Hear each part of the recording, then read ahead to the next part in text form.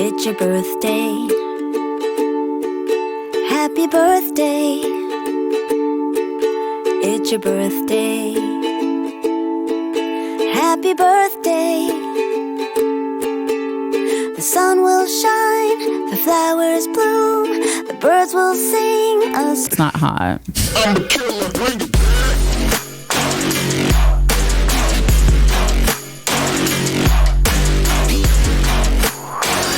Hey everybody, how you doing? Welcome to a very special Mike Big Dick birthday episode of Guys We Fcked. It's the anti-slut shaming podcast, but you can slut shame that kinky slut, Yeah. Mike Coscarelli over there in the booth because it's his motherfucking birthday. He's turning 33. It's his Jesus year. Yeah. And you nailed me to the cross, Mikey. Nail those I've bitches been a bad girl. on the cross. You fuck them so hard, you give them stigmata in their pussy. Ooh, what's stigmata? A stigmata joke. Oh my God. It's the nail mark. The nail There's mark. a word for the nail marks that Jesus got? Stigmata is also, I'm pretty sure it's like the actual like whole- Christianity stigmata is like if you show up and you have like blood streaming from where he got crucified. I know it because it's a common theme in horror movies. Yes. Not because It's a I'm horror like movie thing. Yeah. Yeah. There's I mean, that's literally pretty scary. a movie called Stigmata. Yeah. Yep. But it is, because there's a lot of religious overtones and undertones in horror films. Right, because religion can be terrifying It's because frightening. human beings got a hold of it. Absolutely. Oh Yeah. my God, Mike. Mikey! Guys, I just have to say I'm so excited to be spending the day before my birthday with you. Oh, as we you record. lucky duck. And You look so beautiful. thank you so much. This tiara, this was a gift from Corinne. This means the you can't world keep to me. it. Yeah, it's But- our. It's a Oh, I prop. can't keep it? No, it's a prop. But You for want to you keep now, a tiara? you can have. Look how I think heartbroken. it looks pretty on me. Okay, you know what? Oh. That's fine. All right, we're trying to help you. Do you not think so? It's I think it does compliment you very well because I think it's so light and then your hair. But is so society dark. ready for a male that constantly wears a tiara? I don't know. I mean, I could be the Harry Styles of podcasting. Yeah, that's a big one. That's You know?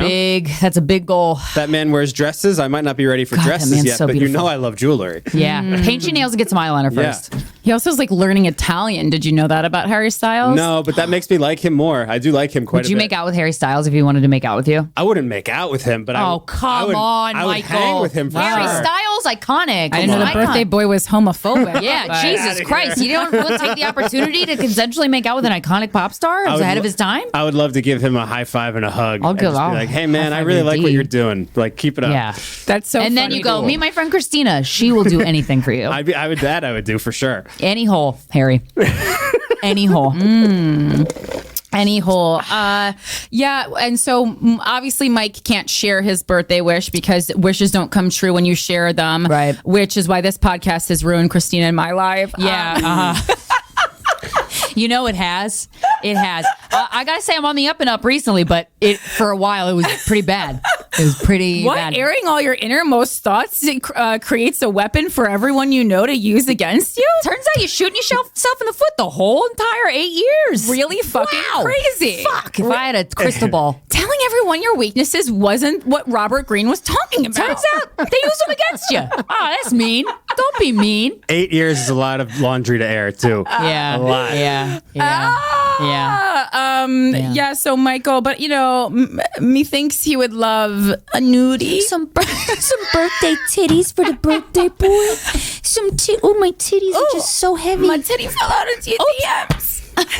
I Just wish one tit. Send him one tit and say you guys see the other one if you take me out to dinner. Singular tits, yes. I think that my one birthday wish is that all men could share the beauty that is this job that I have. Yeah. And I how mean, you privileged I are a am. very lucky man, and we don't like helping men out, but we're happy to help you out, and that says a lot. And I That says a appreciate lot. that. Obviously, that means the world to me, and it's reciprocated. Once your birthdays come around, and I have no straight male friends to, obviously, we ruined Corinne's life once already with someone. In Ruin my friend life, group. baby. I'm But bored. Christina, I'll check the old phone book and see who's available Hey. to fuck everything up for you. Oh my God. It's amazing how out of our way we went to keep men behind in this industry. And we just skyrocketed them to fame. And then we just hired so many women who, couldn't tackle an upload. It's true, though. That we we had to revert to Why a man. aren't there more? I know that there are women in tech. Why aren't there like nerdy video gals who like do clips? There has to be. We just haven't found them, but we're looking. We went through so many women, you guys, and then at a certain point, we're like, well, the podcast needs to come out on time. Yeah. Mike, Michael. don't you do this? Michael. I wish It sucks when men do the job more efficiently, and you're like, damn, I don't want to admit we that. were lying. I really don't want to admit this was that. a bit that we were doing right now, and it's not. Truth hurts, baby. Truth hurts. The amount of charges on my American Express card because female employees signed up for things and didn't tell me, and then just let it keep going. Yeah, it's a bummer. Ladies, we could do not this. We good. just got to do a better job at it. Okay? You just try a little harder. I know it's hard. Life is hard. You got a lot of facets that can be sad and make you mad. But, at the end of the day, let's work as hard as the guys. Oh, man. Well, thank you. It's good to have you here. Do you have anything that you want to tell the people today? I just want to tell everybody that the response since I've been kind of like I didn't. I mean that like sincerely. Just kidding. No, I know. The Since you public guys- response. The response from people that listen to this show that have been very welcoming and nice to me, kind of being on mic with you guys and being a sidekick has been very nice and. Obviously we know how this industry could be. People are meanies. Yeah, people can be very mean. Don't be a meanie. So, Not to a hot guy, but nice story. I know. Hot A guys. single tier. Hot girls, they'll get meanies. Yeah, it's like, I can't fuck you, so I'm going to call you a fat slut. it's often difficult for attractive men in Hollywood. We all know the plight. So But I just want to thank everybody for being, welcoming for the fact that, now I'm kind of like more part of the show in the last year.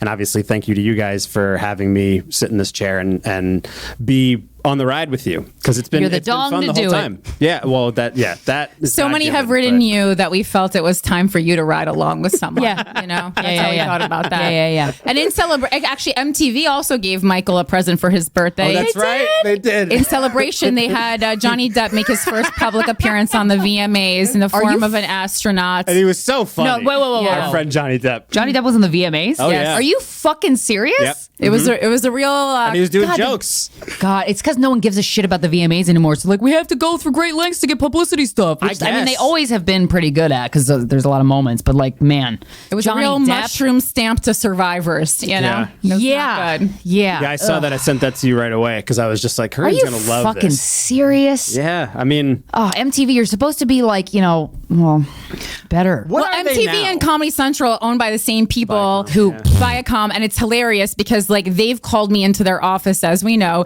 to yell at me when they've never given me money, cast me in anything. I don't know why that it was the Truly. weirdest thing. This is a real thing that happened. I've talked about it pretty publicly to the point where my manager's like, please stop. Well, we never will because guess what? No one puts baby in a corner. My manager said the funniest thing to me. I probably have shared it before, but it makes me laugh every time I think about it. He said to me, Corinne, there's one TV network with the word comedy in it, and you turned them against you. And I said, yes, it did. Takes a village, baby. Thank Great hair y'all. Thank you so much. That's my MTV. Oh, God. I love it. So when we did our YouTube live episode, which is a huge hit, thanks for joining in on that. Which we will be doing more of. It'll be a regular thing, yeah. Yes, that was very fun. Michael took a box of Trojan Magnum condoms. That's not large. what that is. What is that? Well, in it. It's called the Love Bucket. It's the love bucket. I'm sorry. It's the love. Okay, sorry. It's the love bucket where there's no condoms in it, but there are pieces of paper that it's like a question or prompt that we have to answer. There's no condoms in it because Mike used them all. Yeah. Well, Which he told us. What is Yeah. that, like a 12-pack? Oh, Go to Costco. That's 12 less times than I've had sex since March. Not me. Okay. Nice. All right. Oh, wait, no, but we have imaging for this. Oh, we do? Yeah, This is I'm sorry. There's an intro. I'm sorry. We're going to backpedal again. Yeah. We're going to back that train up. Michael, lead us in. So this is a new segment on the show that I don't know if it's going to make it into the actual show, but live streams moving forward, maybe we'll do this more. We now stick our hand into the love bucket.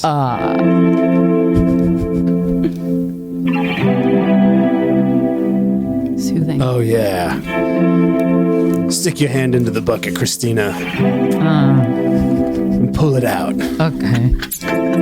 Ew. Stranger danger. And read me what it says on that sexual prompt. Okay. But read it nice and slow. I hope it's something All right. interesting. We're good. What was your most embarrassing You have the worst handwriting, Michael. The word is rejection. Oh, this is a great question for me. Probably my most embarrassing rejection when I moved to New York when I was 19 because I wanted to intern at Saturday Night Live. I snuck myself into a Rock and Roll Hall of Fame induction after party because I heard Justin Timberlake was there. And I met a cast member of Saturday Night Live and I was like, are you fucking kidding me? And then he walked back to my dorm room with me and he made out with me. My friend was also there. But whatever.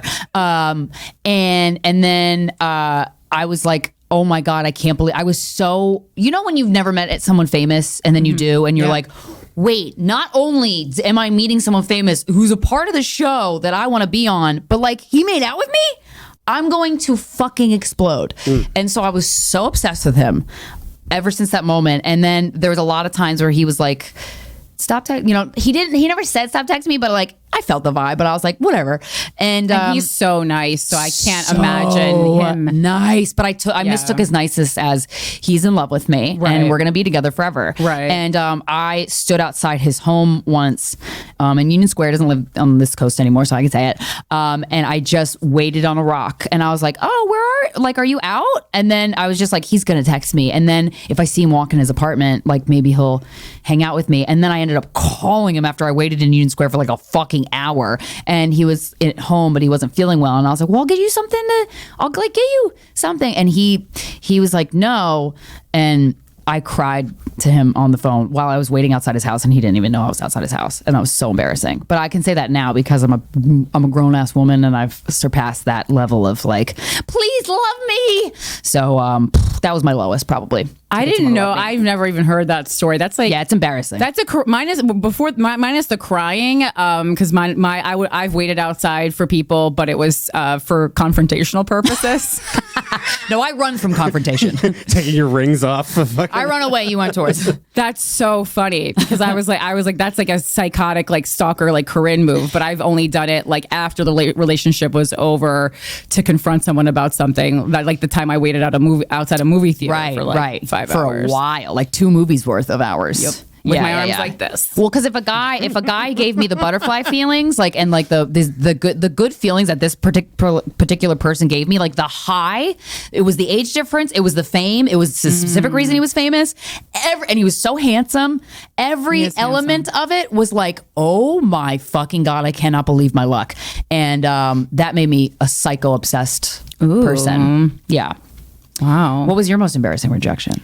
Yeah, I mean, mine's not as exciting, but you're also, I want to clarify, Krystyna's a lot more of a risk taker when it comes to love. Yeah, oh yeah. Because you risk a lot for things that are important to you. Yes, you know? So for me, I think it was after, I don't think I ever said this, but after love bucket. Frank, after Frank dumped me, and I was in I was never really that angry at Frank, but I was in one of the angrier parts of the breakup. And I was like, I'm going to stick it to him, and I'm going to ask one of the other guys from his sketch team out. Nice. That's a me move as well. And then he was like, yeah, no. And I was mad. I'm a gal and you're a guy. You're supposed to say yes. Well, it was a double slap in the face because I was like, oh, he won't say no because I'm better looking. And I thought you said, and then, well, because it was, one, it was, I mean, he could have just been like a good person who wouldn't go out with, has loyalty to his friend's ex-girlfriend, mere weeks after their breakup. And so I do commend him for that. Right. Morals. He's not unattractive, but I just think like I was like pretty confident that I was like on the higher end of looks of people who would ask him out. And no. Oh, wow. That was a no. That was a no. How about you? It was also a dumb idea. I didn't want to go out with him. I had a whole 3-year relationship out of spite. Yeah. So, it's a powerful motivation. That is about as Sicilian as it gets. Yeah. Mine was in college. I was probably 20 and I didn't really know how to talk to girls yet. I was learning. If this has to do with Lex somehow, I'm going to be it doesn't. furious. No, this was years before I met her. No, I know, but I thought you were going to somehow make it about her. No. I can't do that with every story. I've assessed that the love bucket is just a way for Mike to Talk about Lex. talk about Lex more. It was September of 2019. Yeah, he goes, this reminds me of a story about me once. That's the love bucket, baby. Okay, go ahead. Sorry. So this is probably the most mortified I think I ever was talking to a woman. I was in tutoring for math because I kept failing math in college. Okay. Over and over again. So I think I wasn't drinking yet. I think I was 20. So I was, I guess, maybe a junior in college. Mm-hmm. And I was in math with the other dummies, into the tutoring session. And there was this girl that was maybe a freshman that was there. She was younger than I was at the tutoring table with me. And she was like so my type. She was kind of like Spanishy Skinny. looking. Yeah. She had this curly hair. Okay. She was just like so hot. She looked like a woman. Yeah. I mean, yeah. Clavicles. She was pretty womanly looking for our age. Yeah. When you're still like 20 or scrawny little 20-year-old, yeah. So I had made the decision like a couple weeks out. I was like, I'm going to build up and I'm going to try to ask this. The vibes felt kind of good. I'm going to try to ask this girl out. Oh, God. She lived on campus. I didn't. So it was the end of the day on a Friday. And I was trying to figure out how to talk to her because I wasn't going to ask her out while we were doing the math stuff. So I was like, when we get up and when we walk, I'm going to just like go and try to like kind of walk with her and be like, so what's up? Like, how's your weekend? But when she got up to walk, she was walking fast. Yeah. And she was walking way faster. Like, so I was like basically trying to catch up to her. Oh You had to do a light jog. Yeah. I was Running after a woman. I was basically like running after this girl. Wow. Oh my God. And Stranger danger. so she goes. So I don't catch up to her, but she opens one of the doors in the university, and I'm trying to like catch up with her through the door and make it clear that I'm trying to get her attention. So she opens the door, and I help her, and I like try to push the door out, but she's still just walking away from me. And I said, "Man, that's a heavy door." And she just like bolted, not like ran away from me. She just was like, I think she knew that maybe I was trying to like catch up to her and like say what's up, and wasn't interested. Women have a radar Women for know that. when you're trying to ask us We out. can sense when someone's approaching us from behind without even looking. Yep. Yeah, and I think that was that situation. So obviously she just like after the door thing didn't land and she didn't like stop to talk to me. I was like, all right, well, yeah, that's that. I've embarrassed myself enough for one day. But I'll never live down. Man, that's a heavy door.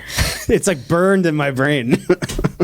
If that's the worst thing you've said to a woman, honestly, that's not that bad. I was like, that's not that embarrassing. I feel like it's so embarrassing just because it's like The door was too heavy for you? well, maybe that, but Yeah, it's That's just the most like- embarrassing part of it. It's such a sign of like not having any real idea of like how swag. to like not knowing how to talk to somebody at that time. And I got better at it over the years, but that was one of the first ones where I was like, man, I got to get better at this. Yeah. It takes practice and fucking up. Yeah, To get better at it. brutal. Yeah.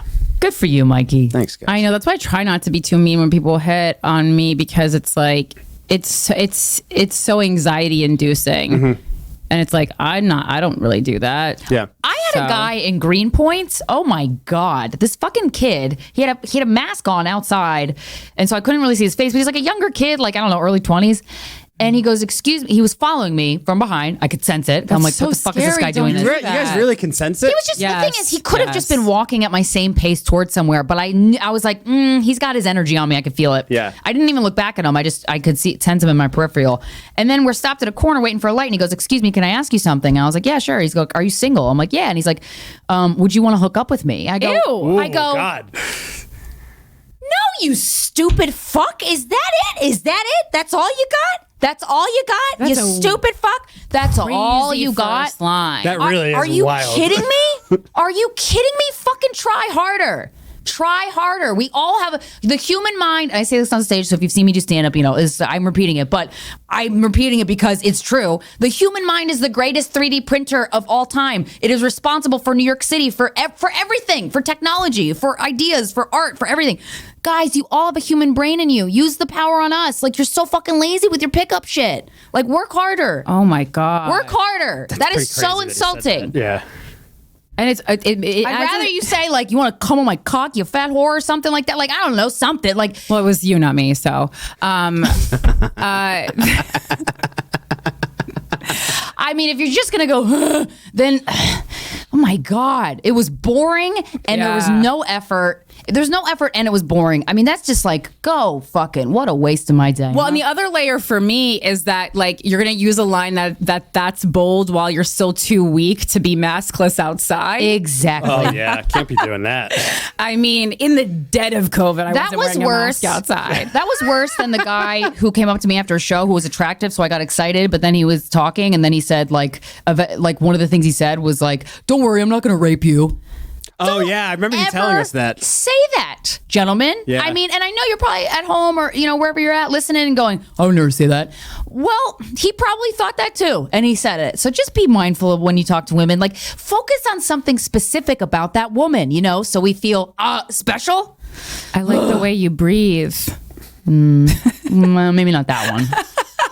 I was like, you got to be. I think we have Be to unique. Be so specific. Comment on my eyes.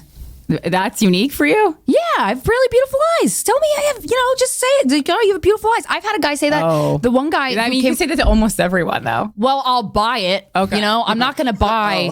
I'm not gonna buy. Hey, would you like? I don't know. Just the corny trite lines I don't buy. But like, if you said I have beautiful eyes, first of all, your tone counts. So I got to take that into consideration and like how long we've been talking and whatever.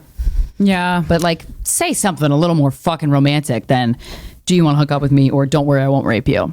What if that guy had just said though, would you? I live in the neighborhood, and I'd love to have a drink with you if you're. Does that work? That we can work with. Would that work though, if it was on the street? Yes, if he acknowledged the fact that like, hey, this is kind of weird and awkward, but I think you're cute and I live in the neighborhood. I don't know if you live here, but would you want to get a drink sometime? Here's my Instagram handle. Don't fucking ask me for my number. I don't know you. Bitch, I don't know you. And sometimes I get so socially awkward and uncomfortable that when you ask me for my number, I'll give it to you and I regret it. Ooh. So don't. So wait, was this a guy who, if he had a good line, you would have been receptive to? Was he cute? Okay. No, he was like a child. Yeah, he was like 20 years old. Yeah. However, if he would have said something a little more interesting and like of the situation, I would have at least been like, that's very sweet, thank you. But But I think you're too young for me. Instead, what I said was no. Right. And I just walked away. Right. Yeah, and now he's becoming an incel. So Yeah. well, Sorry, so I way to added go, another one to the Krystyna. mountain. yes. Well, it's funny because I mean, I used to get hit on when I lived in a different neighborhood, like a lot by people who were way, way, way younger. I don't like, it was just like, they had no idea how old I was. Yeah. And I used to just be like, I could be your mom. Yeah. That was my response. I go, I could be your mother. And they say, I know. Yeah, mommy. I'm into Let's it. go to bed. It was just really, really funny to me because I was like, I don't know. I mean, it was like 16-year-olds. Like, I mean, just like, That's whoa. yeah. I mean, I was in my late 20s when I lived in that neighborhood, but like still, I was just like, dude, like I literally could be your mother. It wasn't Yeah. me being funny. Yeah. Shall we read some texts? Yeah. Oh yeah. Well, first in celebration of Mike's birthday, Is there more? Well, yeah, I did get Krystyna a gift. Oh, great. Okay. Because I don't give men presents, but just know. Right. So this is your souvenir from Cleveland. I didn't wrap it, but it's in this bag. But I need the bag back. Christina, I hope you like it. Aliens in the Skies, the UFO Battle of the Scientists. So this is a vintage book from this like elite. You're welcome. From an Ahem. Do I get a thank you? it's like from this elite vintage book collection that the Buckland Museum of Witchcraft in Cleveland had, and so they have all these like one of a kind books that are very hard to find, and this one jumped off the shelves, and I had to bring it home for you. Thank you so much. So enjoy. Holy shit, I'm so excited to read this after. Yes, I love books. Thank you so much. You're That's so welcome. sweet. I like the cover too. I thought it was cool with like a little UFO on it. Yeah. That's a cool cover. Oh, because aliens is real, y'all. Yes. Okay. So let's see. Ooh, we got a text from a 215 number, Philly in the house. So these are leftover texts from the Actually, I text put that we didn't address. Some of them are, but I put a thing out on my Instagram story saying like, hey, text us, we're going to record an episode where we answer questions if you need advice. And I got dozens and dozens of texts. So we have more than enough. Rock and roll. But you can still continue to text us if you want. Let's see, what's the number? Party on, Wayne. Party on. Yeah, 917-300-0833. Okay. I'm nervous to end my relationship because it would mean moving back in with my family, commuting to and from Philly, and leaving my cat behind with my current partner until I found my own place. My partner wants to return to a career of policing, which I am vehemently against and always have been. At this point, I don't think it's fair to remain in this relationship when I clearly cannot provide the support he needs while also not having my needs met emotionally and physically. I mean, those are also two huge ones. I just need to a push and someone to tell me it's okay to move home at 27. That's it? 27? Yeah, it's okay. And be slightly miserable for a few months while I save some money. Well, you're in luck. You're it's You're already miserable, so Yeah. it's just being miserable one place from being miserable another place. Might as well be miserable on your own terms, though, you know? Yeah. And also, if you're miserable moving back with your parents, you're at least working towards something. You're working towards like eventually living on your own. Yeah, I'm also curious what your problem with policing is. It's because it's so tough on your partner that you can't handle the emotional work that you need to do with him, or are you like just against Morally. being a police officer ethically? Right. Oh wow. Okay, you want to read this one because it's long and you're better at reading out loud. There's pics too. Hi, ladies. Let me start by telling you how tremendously grateful I am for your wisdom over the years. You two truly bring me joy every week. And I love seeing you live when you come to LA. This is less of a question and more of a shout out. Recently, you two have been discussing the role of friends in supporting and helping their friends leave abusive or unhealthy relationships. Yeah, we have. It is such a fine line, but I have a story to shout out my best friend who I think handled it perfectly. This information might be useful to anyone looking to help their dumb bitch friend leave a shitty relationship. Which isn't a dumb bitch move. When we say dumb bitch, we're like, moving across the country for a guy that doesn't give you all the things you want and you know it's not going to work out anyway. Like when you're in an abusive relationship, that's mental manipulation. You're under the talons of a manipulator. So that's a little trickier. Like if someone would refer to you as a victim or a survivor, like that's not the same as dumb bitch at all. Yeah. Backstory: I've been in a fairly toxic relationship for a little over 3 years. Let's call him Max. Max is 9 years older than me, and everything started out beautifully. He was kind, hilarious, respectful, shared my values, blah blah blah blah. I fell hard in love and immediately felt like he would be the one for me. A few months in, things started to decline. Shocker. Tons of gaslighting, pushing me away, yelling at me when I would try to communicate issues, etc.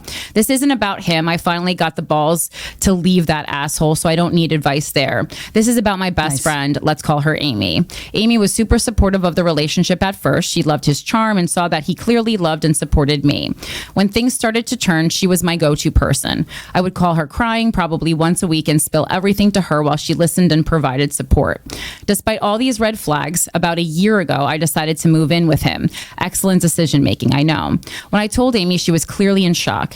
At first, she didn't say much, but a few hours later, she called me and asked to talk. Amy and I have never fought, and I hate confrontation, so I asked if we could have the conversation over text.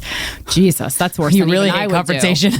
Oh my God. I will send screenshots if you want to read, but here is the gist of what she said. Essentially, she told me she believed Max was extremely emotionally abusive and told me it has been killing her to watch me in pain for these past 2 years. She was unsure of how to handle the issue because she didn't want to push me away and cause me to stop being open about things with her, but also felt like she had to say something before we continued getting more serious. She made it very clear that she would support me, continue to be my friend, and keep hanging out with Max if I decided to continue the relationship. Wow.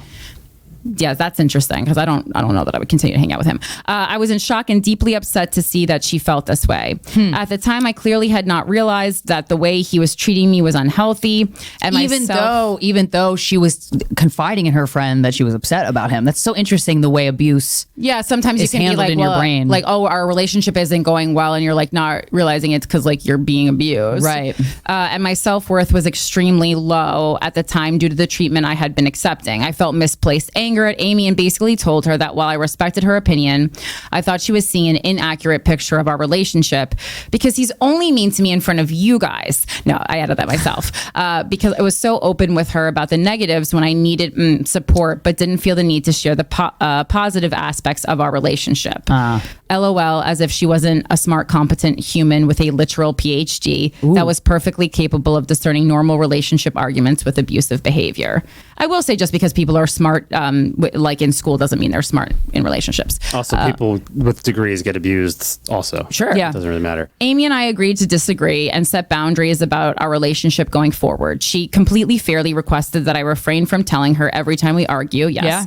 And she agreed to do her best to continue being in our lives and supporting our relationship. Wow. Things got better after Max and I moved in, and Amy saw that.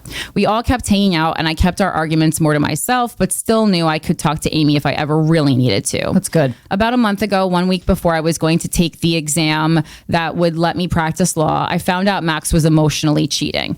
Wait, you only broke up with this guy a month ago? Oh my God. Okay. He couldn't handle me focusing on myself and my career and being unable to give him attention for literally 2 months. This was the kick I needed to end the relationship. Amy was the first person I called, and she could not have been more supportive. There was not even a hint of "I told you so." Nice. She jumped into action and has been by my side throughout the whole process. Aww. She has been beyond supportive, helping me move out, emotionally checking on me daily, and just overall being the most loving friend I could ask for. So the point of this whole long-winded story was that I think the best thing a friend can do when watching their friend endure a toxic relationship is to provide support but set boundaries about what you as a friend can handle. I don't know if I would have had the courage to end the relationship without Amy's there's something word missing here. Her patience has meant the world to me. Shout out to Amy and all the lady friends who are in her situation. Set your boundaries, but do not give up on your friends. Us dumb bitches are slowly getting it together. As for me, life is looking up. I got a new apartment, just graduated from law school, and started an awesome new job. I threw my dog a banging second birthday party this weekend and actually had fun. Also, shout out to Mike. This is perfect. Shout out to me. Who has been... that big dong. Oh my God, this sentence. I want to jump off a roof. Also... Oh, I can't wait to hear it. Also, shout out to Mike, who has been, in quotes, supportive through this process as well. Upside down smiley face, which we all know means absolutely disgusting things sexually. Love you, ladies. Thank you so much for all that you do. And here's a picture. Did you fuck this chick? Did you have sexual relations with this? Not yet, he says. That's great. Aw, I'm so glad that you have a friend like Amy. I'm glad it is really helpful to hear accounts of like, hey, this is how a friend helped me and it actually worked. Right. So maybe we could take notes from that. You know, we got to help each other out. Setting the boundaries is very important because, you know, as much as we talk about women in heterosexual relationships taking the emotional burden, I think sometimes they're also our friends that we often rely on to take the emotional burden. If it's like because like every friend group has like the more together friend and that everyone calls for advice, and like you can also use that friend too much. So that's not good either. Okay. Here's another one. Hi, Corinne and Krystyna and Mike. My name is Erica. I'm 24 and I just quit my job at Bank of America to try and figure out what the hell I actually want to do and take time for myself. I've been with the bank for 3.5 years and I hate this shit so much. You hate working for a bank? Go fucking figure. What? Counting the teller job seems fun. Fun? Yeah. You think? Yeah, I like tedious is like an unpleasant work, but I like work like that. I find it very soothing.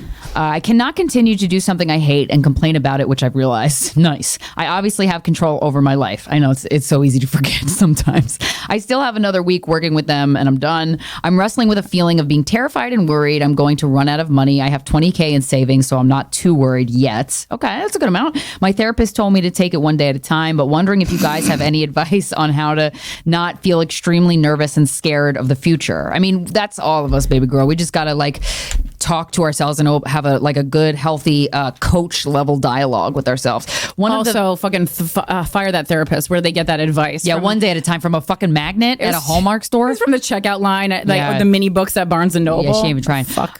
One of the ventures I'm considering is my own pet sitting and dog walking business, which I'm already doing a little on the side. Okay, nice. You got a leg in already. But I honestly just can't get my mom's voice out of my head. You should get it out of your head. What is your mom's also, quote, all these parents, what the fuck does your mom do for a living? True. That's true. God. Yeah, I mean that's my first response when But people I are can't like, tell that to my mom. What do your fucking parents do? Oh, is your dad the president? Okay, relax. Right. It's so insane. These judgmental parents. It's like, what the fuck did you do with your life? I know. Well, that's some of the reasons why they're being so judgmental to your kid. Insane. And you're like, fuck, that's mean. Yeah. But I honestly just can't get my mom's voice out of my head. Something along the lines of, quote, don't quit your job before you have another one. You're lazy, etc. I've also been binging on Luminary for months now, and I'm listening to the Don't Get Fucked by Money series, and y'all are seriously the best and actually want to help women. So just want to say I appreciate it and keep doing what you're doing. And this is a picture of me and my boyfriend. Oh, you guys are cute. Yeah, you just have sometimes we spend, I don't know, I'm guilty of this. I catch myself eventually, thank God. But I'm like, I'm trying too hard to figure out what the next step is, where I actually just need to fucking sit still and it's going to come to me. Obviously have like goals of like, I need to have a couple of options for plans by the end of the month. You know what I mean? Obviously you're very soon into ending your job. So I would say try to get more dog walking clients while you can. And then if you want to transition to something else, that'll be easy because it's kind of like gig work, you know? Right. And even if that's not if you don't end up expanding the dog walking business, like you can just keep walking the dogs yourself. I don't like, it also depends like how much income you need to be bringing in to survive. Yeah. And is there something really beneficial that you learned from working with Bank of America that you can impart onto others? Like, is there, the skill set from that job? I don't know in what way you worked for the bank, because some bank positions require you to have like a financial degree and some don't. So, but if you did have a lot of really, good knowledge from that job, maybe you can use it to something you actually want to do, like helping your community, helping people get mortgages and loans when they don't understand the finance system or something like that. Since you obviously have some knowledge, 3.5 years at a bank. It's also like every job is an experience in a way that it has to be so bad for you to not take something with you into the next phase of your life. Sure, absolutely. That, you got to look at that as a win. That basically you have, to Christina's point, you have this experience working at a bank that's high level, could be very high level expertise. Yeah, maybe you want to talk to kids about money. Like kids don't fucking learn about money unless they have parents that are like, good teachers.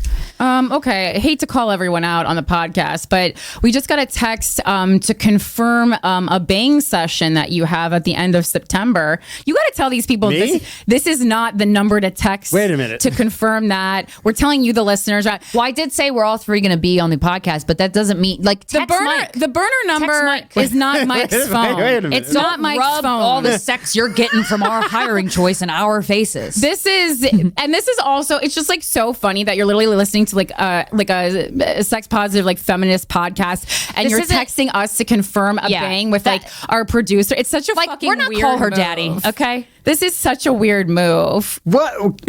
We're not gonna like this. Sorry. Wait, who did this? I don't know. We don't know, and that's another thing. It's just a fucking random number. It's a burner account. We don't even know who you are, and obviously has a lot of bangs confirmed.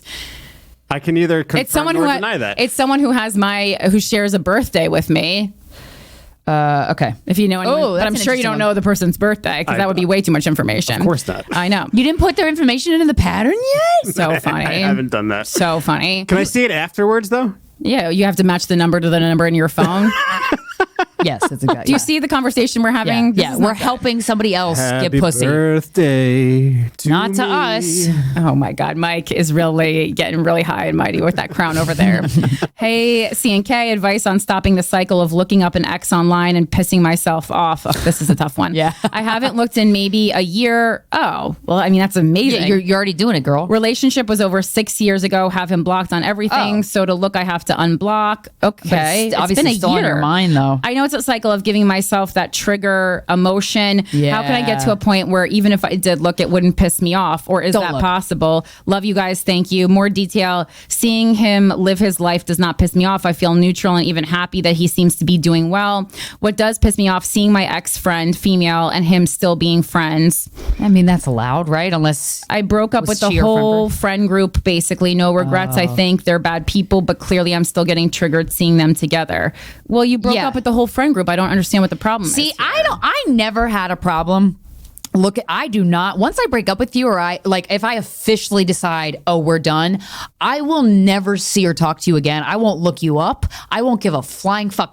Steven, I don't give a flying fuck what that motherfucker. But I think it's because I think this really depends on why you had to break up with the person. Yeah. So you broke up with Steven because you were done with the relationship. Yes. In my opinion, as an observer, you had graduated from that relationship. Correct. But I don't check on the men who I graduated from. Looking at their social media doesn't bother me because I am in a different phase in my life. The few people, it's like not really anyone anymore, but like the people who bother me to look back on or trigger these emotions is, it's the one person who I had to dump because he wasn't bringing what he needed to bring to the relationship. Yeah. So then I got angry when he then, moved on to somebody else after I dumped him for not being able to bring his full self to the relationship. I was mad that another woman accepted so much less for herself.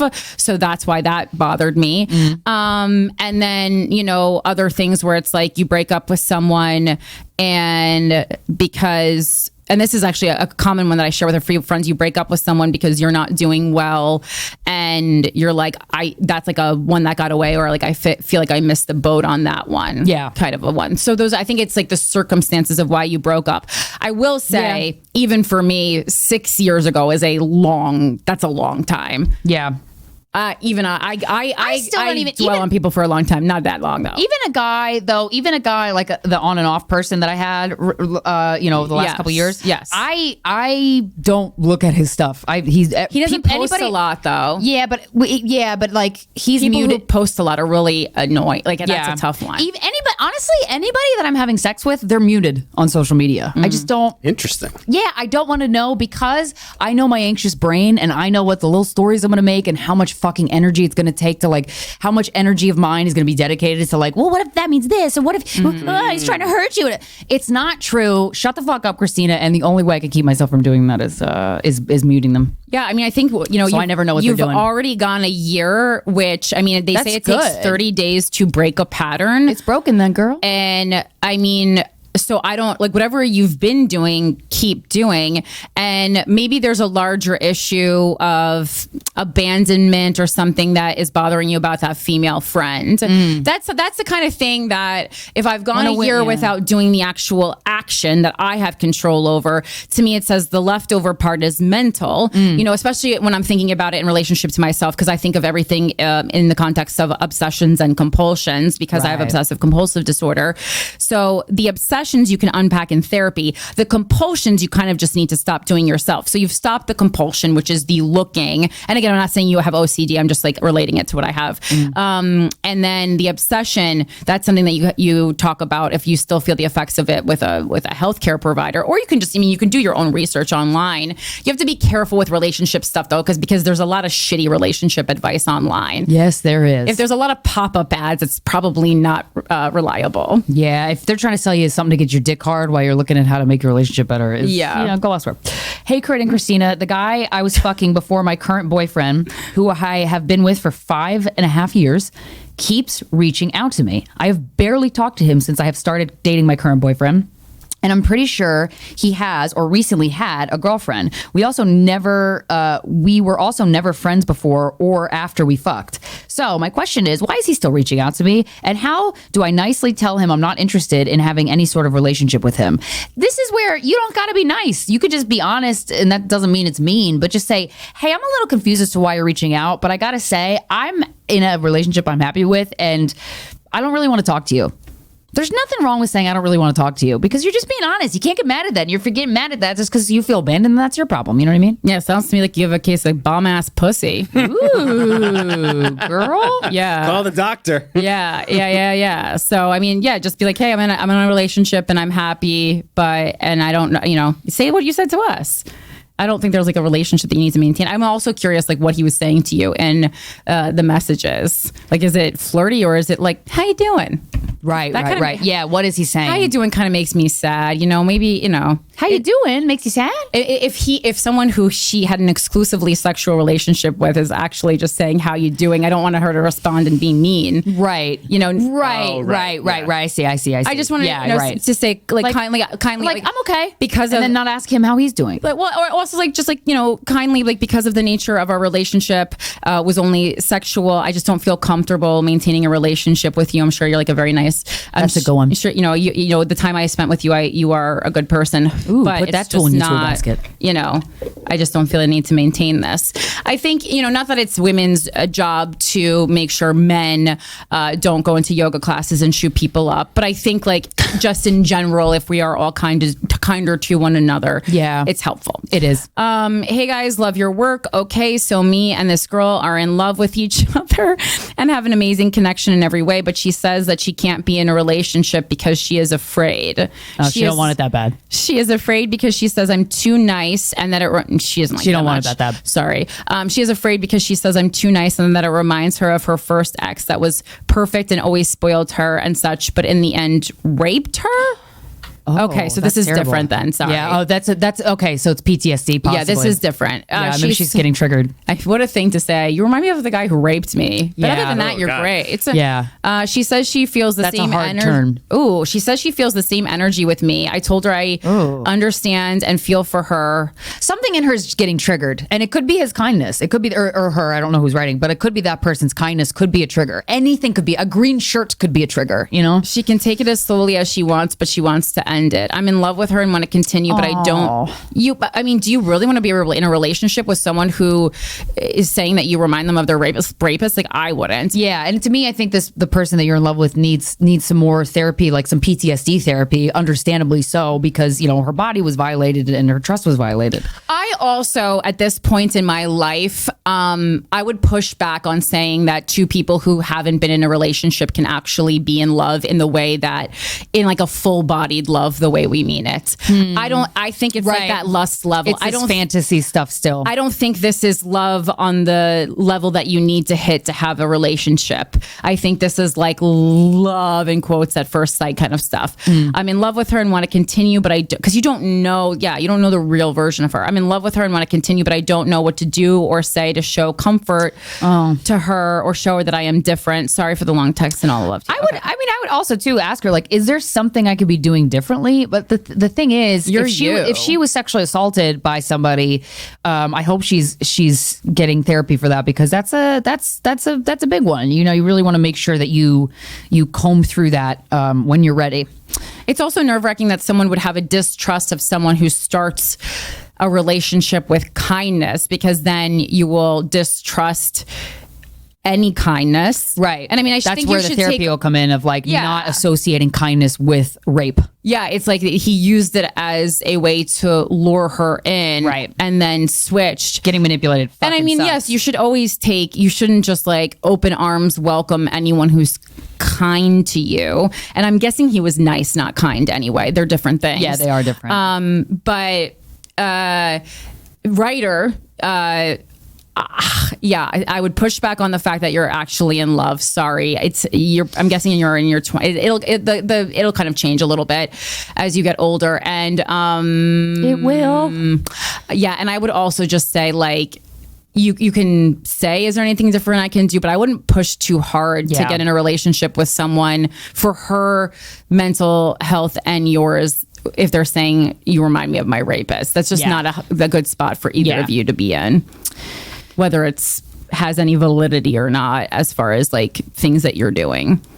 How do you make a relationship work when one person works a 9 to 5 and the other is a chef who works nights and weekends? While we do see each other weekly and he makes an effort to get a weekend day off per month to spend time together, that is nice. I end up feeling lonely on weekends. He can't, and I hate it. I am also sick of being the third or even fifth wheel when I hang out with my friends.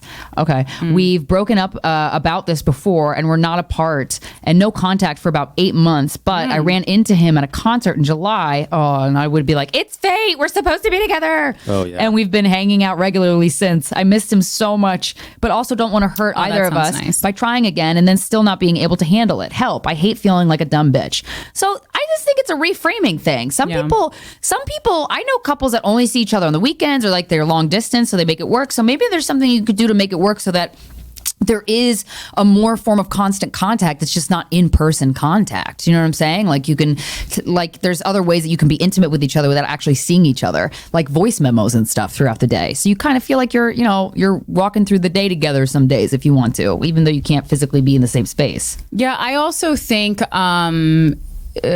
schedule out of all the things is not like, there's a million reasons to break up. I feel like schedule is just not one of the ones that's a good reason to break up. And if you think about it, telling you guys to break up. It's one of my favorite pieces of advice to give. If you think about it, not having a lot of time together kind of makes you treasure the time that you do have together much more. So when your quality time is very rare, then that means you're going to treat it with respect and make it really special, which kind of is awesome. And if this person is going to be like a partner for many years, there's eventually going to be a time where you potentially live together, in which case you might be in this space where you're like, oh my God, can you fucking leave the house, please? I cannot see you. Even if he's great and perfect, you're not going to want to be in the same space with somebody. So I would say the longing could actually be fuel for a long-term relationship. Yeah, I think I agree. I think that a relationship structure like that has more room for longevity.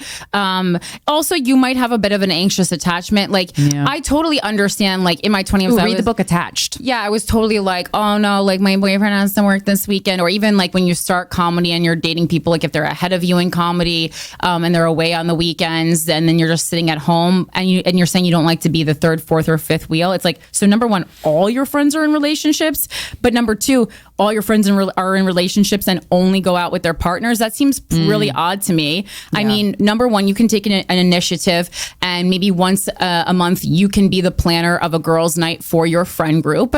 There you go. You have something to look forward to. I think social activities that you can look forward to outside of your relationship structure are extremely important. Plan your weekends, go see art, do it with a friend, do it by yourself. Yeah. And, and also what a wonderful time to explore your dreams. So like you work at 9 to 5. You get to be in a relationship and independent at the same time. That's fucking sick. You work at 9 to 5, but like, is your job your dream job? Is that all you want to do? Is there a hobby you've wanted to explore? Are there, things that you want to do that, if you're being realistic with yourself, if you asked your boyfriend if he wanted to do them with you, he would do them, but like he wouldn't be excited about them. All those things you can do. And I think the fact that he's already committed to taking one weekend, especially being a chef, like to me, like being a comic, and if I was taking one weekend day off a month, that's a big amount of money and experience. Yeah, that's like a big sacrifice. And I think that he's showing you that he is committed enough to the schedule, making the schedule work. I don't know. And I also think there's a real advantage. I've never re-entered a relationship before, but I think there's a real advantage to being apart from someone for 8 months, being able to get clear-headed about it, and you're going into it knowing the problems already. Yeah. So you should have had time to figure out how to solve those problems if you were willing to get into the relationship again. And they're not things that are, toxic or manipulative or hurtful to you. Aces. It's something that's really manageable. Also, throughout our lives, our schedule would change. So like if you were married to this guy and then all of a sudden he became a chef, would you like get a divorce? I mean, no, you would rework the structure mostly. I mean, some people do get a divorce, but it just seems like out of all the things we get hit with, it seems manageable. Yeah, there's a lot of advantages to your situation. Yeah. So focus on them. And like, wait, they live together, right? Yeah, I don't know. No. I don't think they did. They don't? Okay. No. Well, I mean, like, and also I think if you live together, there's like the safety net. A reason why you should live together. Right. If you're someone who like has such limited time with one another, to me, that's an instance where like you do move in together because then you have a little bit extra interaction time. Yeah. All right. Hi, Corinne, Krystyna, and Mike. I need some advice about how to navigate sexual assault by a friend. I am a married cis female. I had a friend cross a major boundary weeks ago.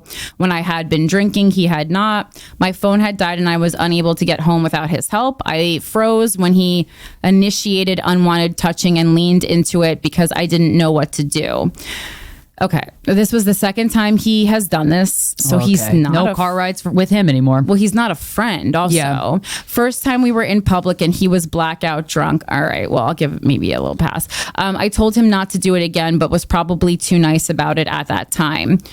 Fast forward to this instance when I confronted him via text, advice I got from you guys, harder to twist one's words in writing. He said I hate this response. He said he, quote, misread the vibes and wouldn't do it again. A fucking partner. Oh my God. I recently. Obviously, he didn't care. Well, and also, I mean, I'll even give him a pass on that because so many people don't care about cheating on their partner. Right. I recently texted him to set the boundary since he has not tried to maintain the friendship, that it was really messed up. Okay, so he just wants to fuck you. He's not your friend. Yeah. He tried to hit on you. You said no. And since that instance, he has not tried to maintain your friendship because he doesn't want to be your friend. He responded he responded and said he still wants to be friends.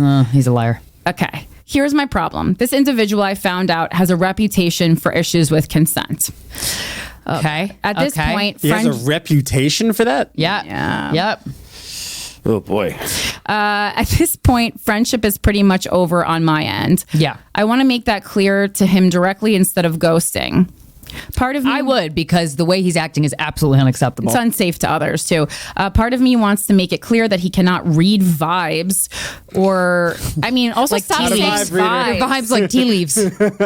Yeah, just be like, The vibes are stop bad. sexually assaulting people. It's not vibes, or do anything of that nature. But I don't have the words for it. I have been incredibly out of sorts over this situation because I have had situations with sexual assault happening to me in the past. I've been out of sorts for the past month because of this situation. Do I just not respond? How do I clap back? Saying, again, it's not clapping back. It's standing up for yourself. yeah. How This do I? is just how people talk now. It's not good. Well, no, but we need to change the vernacular and we need Sure. to say what we mean more, you know? Because she's using low stakes language in a high Right. stakes situation, Exactly. and it makes me uneasy. Right. How do I clap?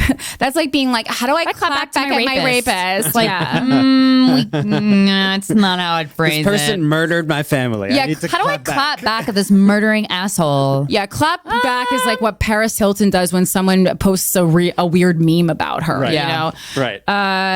How do I clap back saying we are no longer friends? You need to learn about consent. Do I even bother? Say exactly that to him. Thanks for all your advice on the podcast and all that you do. I mean, I think it's worthwhile because it's bothering you. And, you know, it is nice if you have the emotional energy to do it to hopefully leave people better than they found you.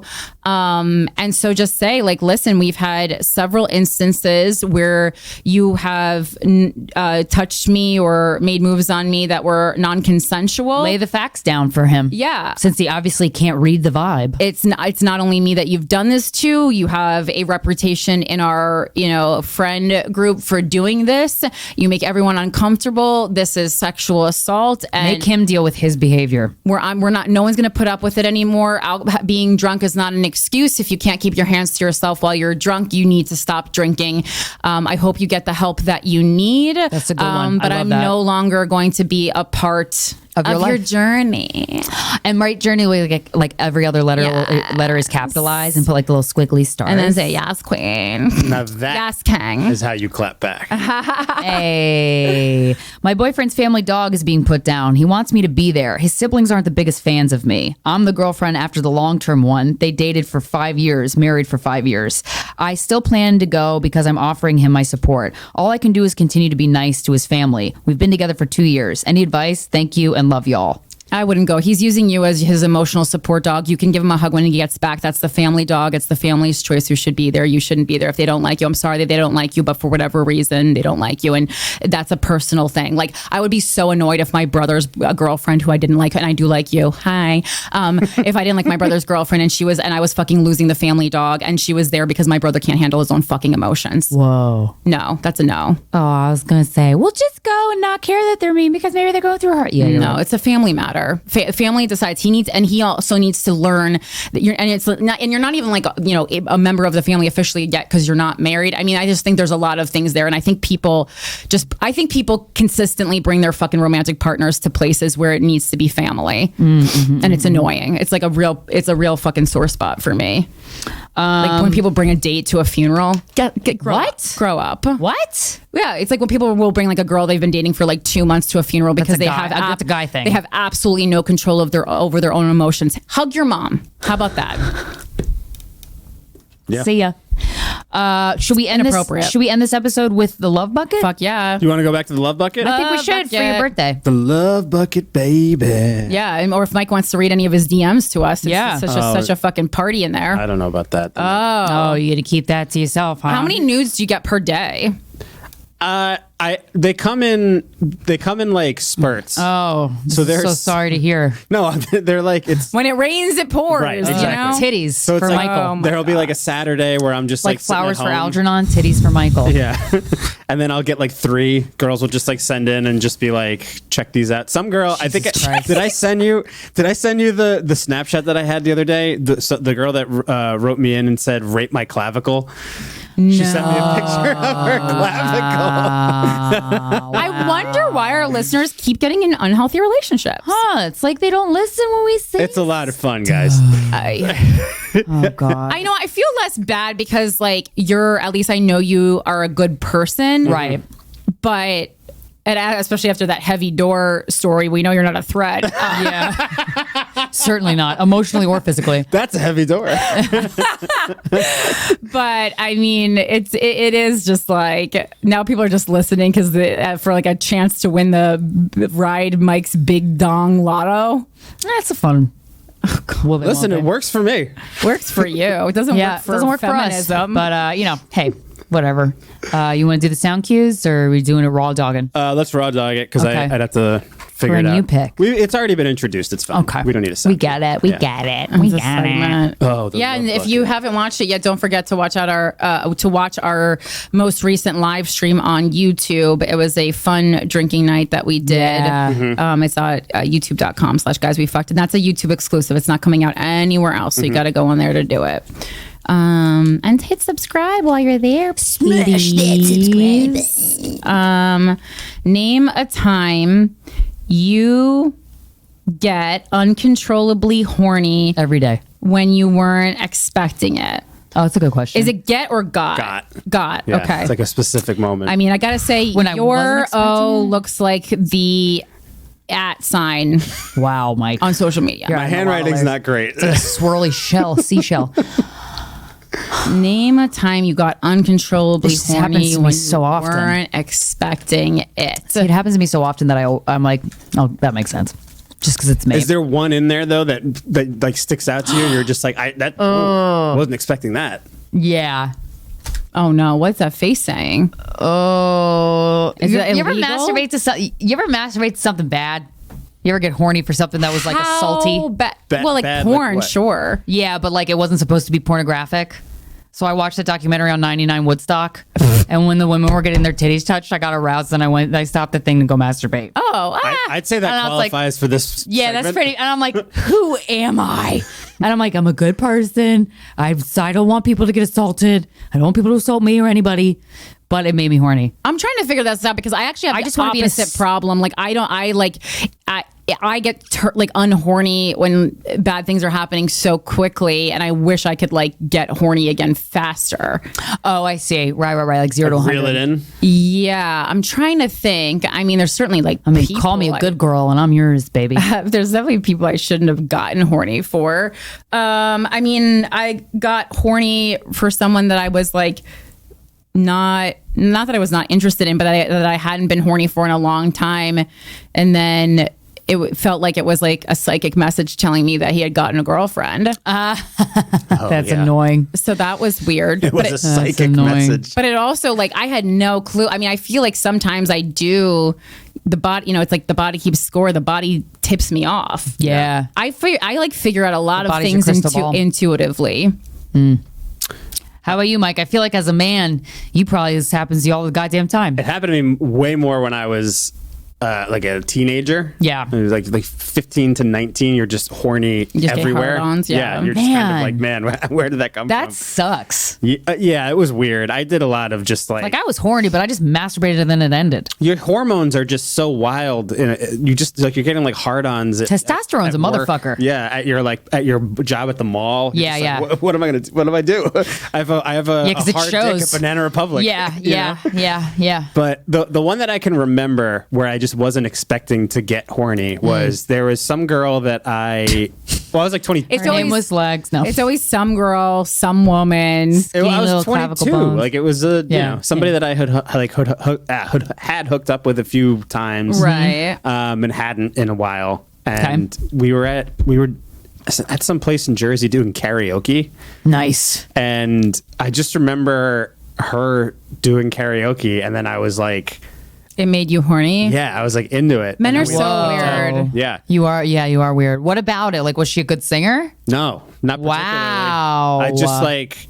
I don't know what it Well, was. it's because the but mic looked like a dick. The microphone looked like a dick. I doubt that's what it was. It was her essence. I think it might have been an essence thing. I just got so turned on and like we. Mike does like an essence. Yeah. did I you think it- did you hook up with her later? Yeah. That Nice. night. Yeah, in a Seal car. the deal, Mikey. Yeah. Nice. Yeah. It was, but it was strange. I was not expecting it to go there, and it did.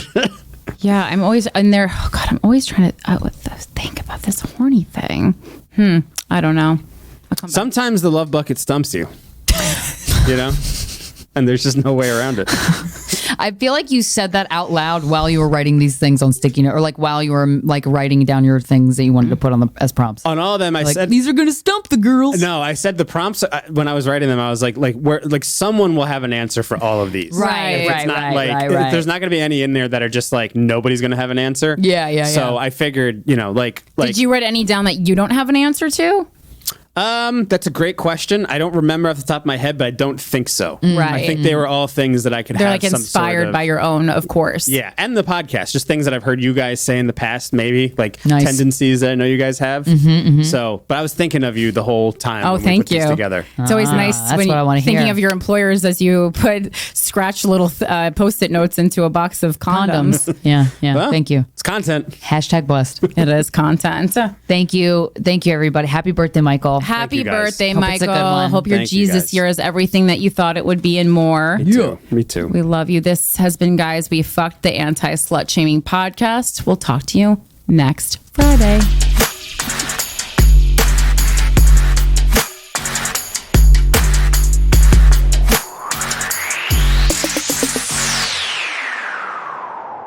It's not hot.